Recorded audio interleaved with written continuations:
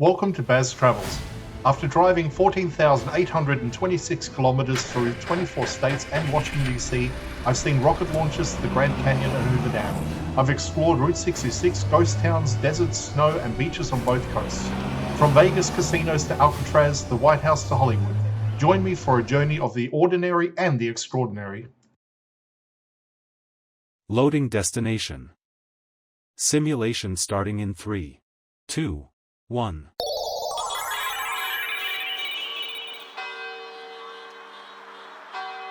To look around, move your phone or tablet. Click and drag if on a computer or move your head if using a VR headset. Please like and subscribe. Standing in the Nebraska State Capitol, it becomes immediately clear that government is not the only authority represented in this district. Within a short walk, St. Mary's Catholic Church and First Baptist Church rise into view, adding religious presence to the political skyline and shaping how this part of Lincoln feels.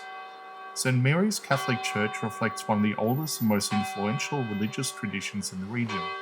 Catholic communities in Nebraska expanded with European immigration during the 19th century, and parishes became centers of education, charity, and neighbourhood organization.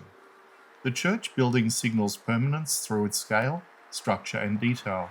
Its architecture carries traditional forms that connect Lincoln to a wider global faith, while also anchoring local families who have worshipped here for generations. The church doesn't exist as a monument alone, it operates daily, holding services, hosting community gatherings, and supporting outreach programs. People enter and leave quietly through the week, blending worship into routine life rather than isolating it from the surrounding city. Across the street, First Baptist Church of Lincoln represents a different religious history within the same urban space. Baptist congregations in America often emphasizes preaching, scripture study, and community participation. Their buildings tend to focus less on ornate symbolism and more on functional gathering space, reinforcing the idea of congregation over spectacle. First Baptist has served as a meeting point for discussion, support networks, and volunteer activities for decades. Churches like this have historically hosted youth programs, civic conversations, and social initiatives alongside religious services. That dual role keeps them closely tied to the neighbourhood life. What makes this district compelling is the proximity of these churches to the capital itself. Religious institutions and state government operate side by side without merging. The capital represents law, policy, and administrative authority, while the churches represent belief, tradition, and moral framework.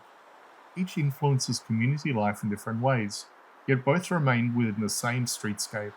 This arrangement reflects a long-standing American pattern. Early cities often developed with churches positioned near centers of commerce and governance, because accessibility mattered. Congregations wanted to remain connected to daily activity rather than retreating to isolated ground. In Lincoln, that decision continues to shape the atmosphere. The Capitol Tower rises above, while church spires and facades contribute their own vertical lines.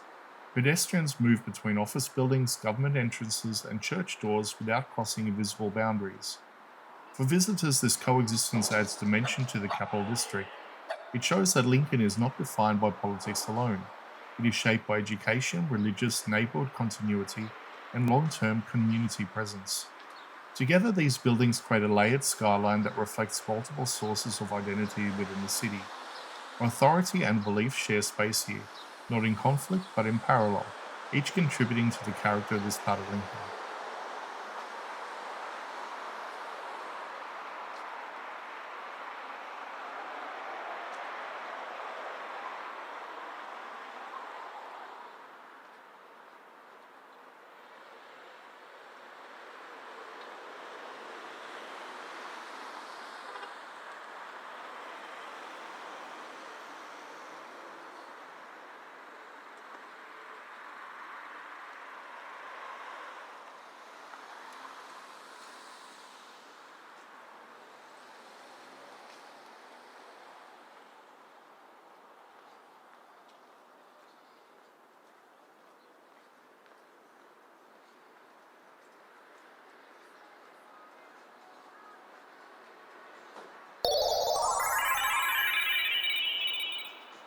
Simulation terminated.